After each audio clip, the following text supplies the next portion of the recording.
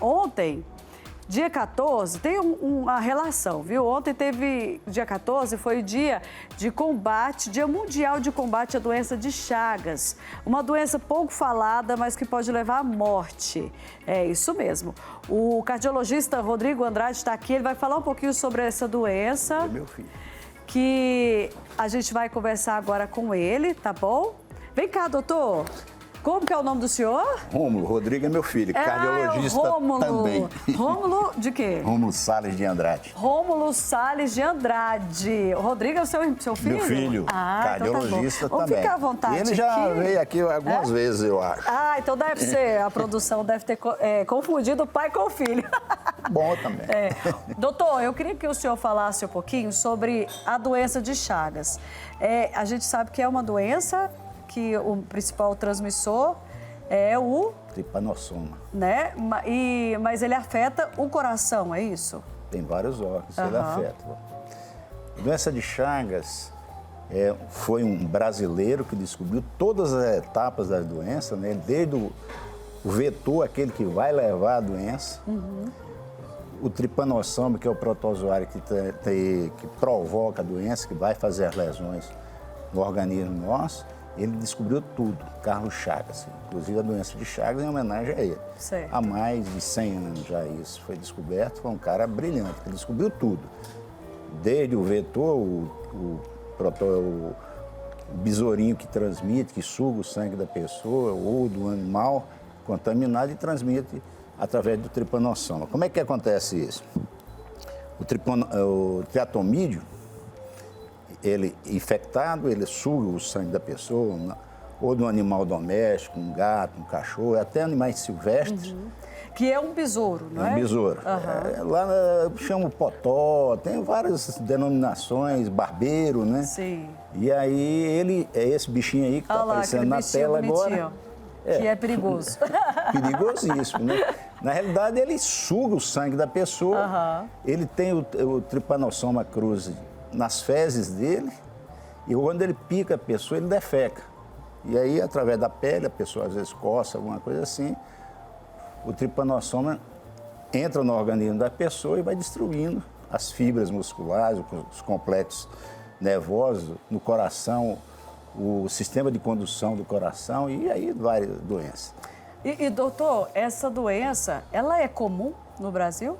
Antigamente mais, né? Porque condições de higiene, hoje já se protege mais, mata o barbeiro, as casas estão mais organizadas. Antigamente estava lá no ninho, lá no galinheiro, estava na casa mesmo. Eu tive paciente que me contou a história seguinte, que achava bonitinho o barbeiro picar. Meu Deus! Ele ficar encostado na fresta da casinha de taipa dele ou de coisa. E aí o barbeiro viu, que chamava de bicudo, ele vinha, pegava ele, queimava com a lamparina para ele ficar lá e deixava ele picar. E aí ele inoculava a doença nele e as complicações, primeiro tem a parte aguda da doença, que às vezes tem a inoculação pela conjuntiva, lesões agudas, aí dá febre, dá uma série de coisas. Depois você passa para a fase crônica, intermediária. Às vezes você tem a doença de Chagas e nunca se manifestou nada no organismo. E, posteriormente, não tem um tempo assim para dizer assim, há tanto tempo a doença, trato digestivo, e você vê muitas vezes pessoa que tem dilatação do esôfago ou dilatação do intestino grosso, a gente chama megaesôfago, megacolo, que aí é tratamento cirúrgico, a pessoa começa a ter entalo, disfagia, começa a alimentar, engasgar, não consegue deglutir, ou então não consegue defecar, fica com aqueles fecalômetros, prende o intestino. E aí tem que fazer cirurgia, fazer vários tratamentos. E o coração, que é a minha parte aqui, que dá vários problemas. Primeiro, o coração crescer. O coração é uma bomba, né? Está bombeando o sangue circular no seu organismo. Se você retém, o coração perde aquela capacidade de contração, de bombear o sangue, você fica retendo esse líquido no organismo, né? E incha, dá insuficiência cardíaca, congestão pulmonar, uma série de fatores. E o sistema de condução do coração, bloqueio atos ventriculares, bloqueio totais, às vezes você tem que colocar o dispositivo cardíaco, uma marca-passo e algumas coisas desse sentido. Essa doença de Chagas, ela tem cura? Na fase aguda, eles usaram alguns medicamentos, inclusive nos grandes pesquisadores. E aqui de Goiás, o doutor Anísio Rassi, né, foi um dos caras que mundialmente fizeram pesquisa de Chagas nas escolas clínicas, faziam muito tratamento disso, mas os efeitos colaterais são muito grandes, né? E então as pessoas às vezes não conseguiam utilizar o tratamento para acabar com o protozoário no organismo. Entendi. E aí você trata as consequências disso, insuficiência cardíaca, megaesôfago, megacolo, o bloqueio atrioventricular, que hoje o dispositivo cardíaco estão evoluindo demais. Vai tratando o que a doença vai atingindo do organismo, né? Vai chegando e nós vamos... Doutor, a gente não vai falar só sobre o Chagas, mas várias doenças do coração. Daqui a pouquinho eu volto para a gente conversar mais e eu já estou esperando a sua pergunta. Ali que já disse que está ajudando a gente aí. Então, inclusive vou convidar o senhor para experimentar comigo depois, viu? Para ver se está aprovado. Mas eu quero saber com o nosso doutor a questão da importância dos alimentos para o coração. Doutor, pode falar a verdade, aquele tipo de alimento ali é bom realmente para o coração? Com certeza, deve ser um alimento bem saudável, né? Nós comemos muito... A alimentação tem que ser equilibrada, né? Todos os componentes, proteínas, carboidratos, tudo bem equilibrado. Agora, infelizmente, as pessoas às vezes exageram nos alimentos e aí criam algumas patologias que são oriundas da hipertensão, muito ligada ao sal. Hoje os alimentos industrializados são muito ricos em sal para a conservação dos alimentos, e nós ainda vamos lá e colocamos mais sal na comida, às vezes na hora da mesa vamos colocar... Vai lá e coloca mais um pouquinho. E aí as gorduras também vão entupindo as coronárias. Um dos maiores vilões, então, do coração é o sal, doutor? Sal, gordura, né? Gordura. Qual o tipo de gordura? Vamos falar do tipo da gordura. As gorduras mais Porque tem gente que fala, né? assim, ó, aquela gordura da carne não faz mal. Olha a carinha dele, gente. Faz de novo, doutor, aquela gordura... Faz mal, doutor? Tudo que é gordura saturada, você fala assim, não, você vai fritar, ela já satura, né? Aí você fala, não, eu coloco... Antigamente era banha de porco, hoje a turma fala, olha, a banha de porco não faz tanto mal. Tem muita coisa que... Agora, uma coisa que eu falo para meus pacientes, você vai comer, não come com culpa, não. Esse alimento vai fazer mal, vai fazer mesmo. Não é?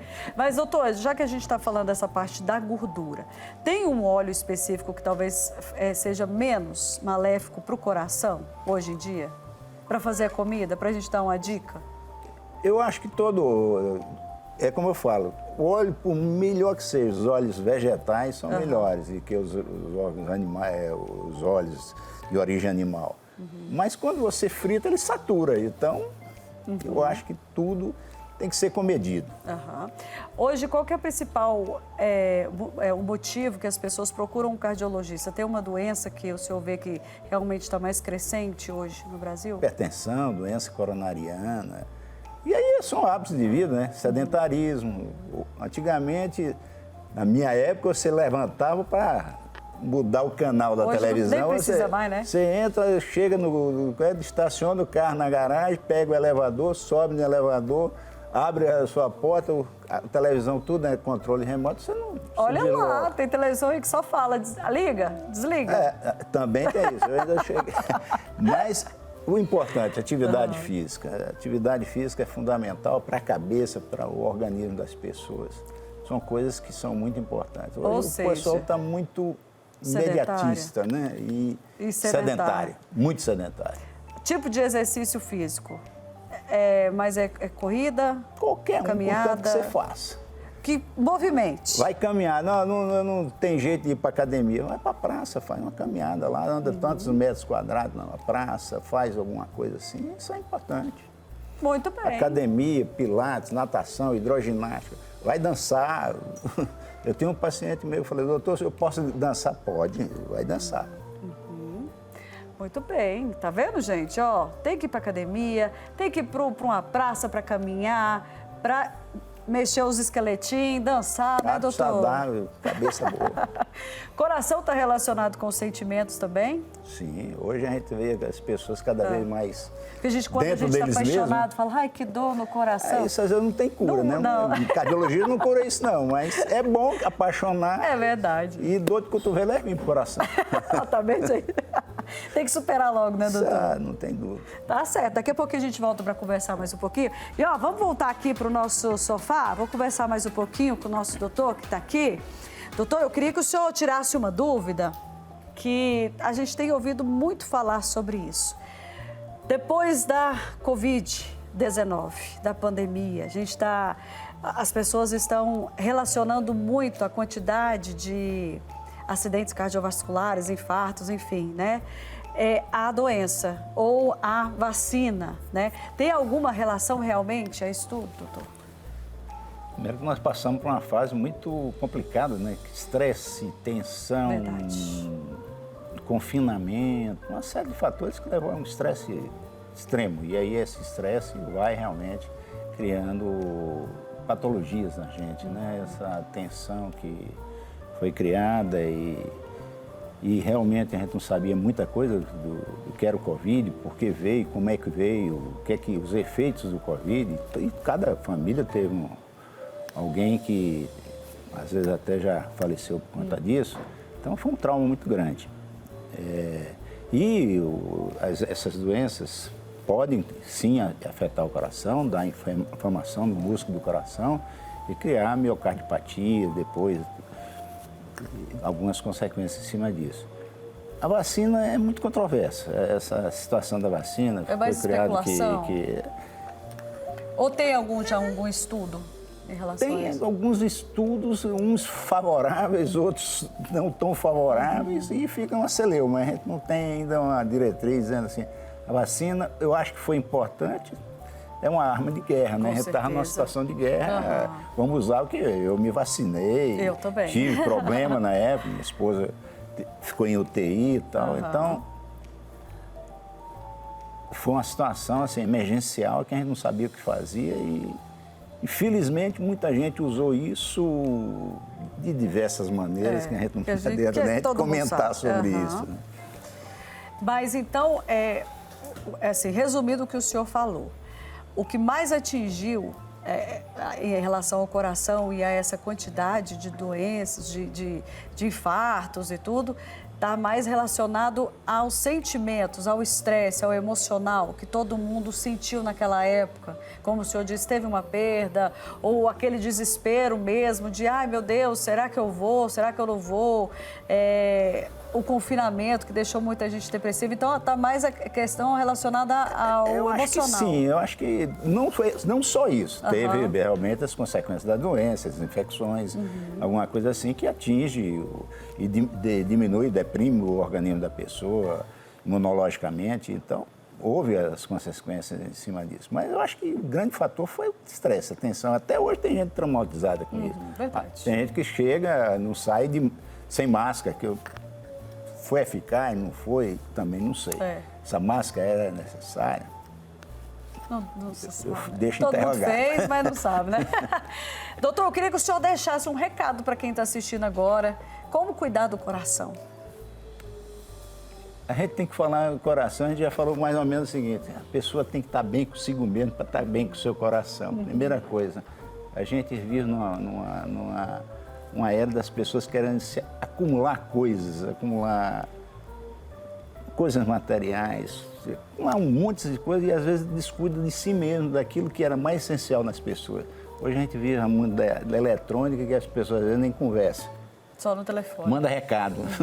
Então, é a coisa antigamente, na minha época de criança ainda, eu via o pessoal botar uma cadeirinha na porta e ficar conversando com os vizinhos. Hoje a gente não conhece nem o vizinho do lado. É verdade. Então, isso aí eu acho que está desumanizando as pessoas e aí as pessoas se afastando.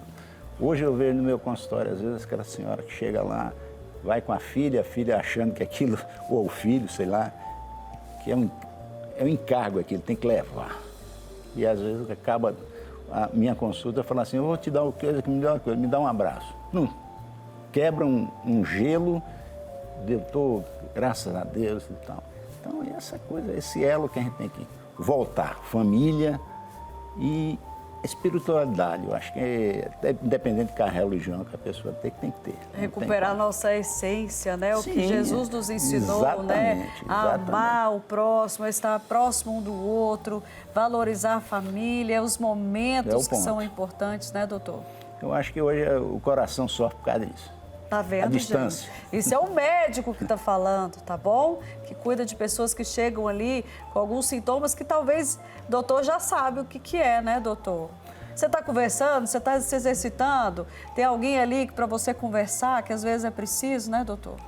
E próprio na área nossa médica, às vezes a pessoa vem ali querendo não só o medicamento, ela quer uma atenção. E a gente, às vezes, os profissionais, às vezes, não dão isso. Eu brinco com meus residentes, com meus alunos, consulta é igual a quebra-cabeça, vai montando as pecinhas até chegar no denominador final. Verdade. Às vezes a pessoa chega lá no meu consultório e diz assim, doutor, eu vim mostrar uns exames pro senhor. Eu falei, mas peraí, você não quer ver meus exames? Eu falei, não quero, mas vamos conversar primeiro. E realmente, a gente precisa disso. E parabéns, doutor, por essa postura, viu? Isso é muito bom, é importante. Eu acho que a medicina tem que ser humanizada. Humanizada.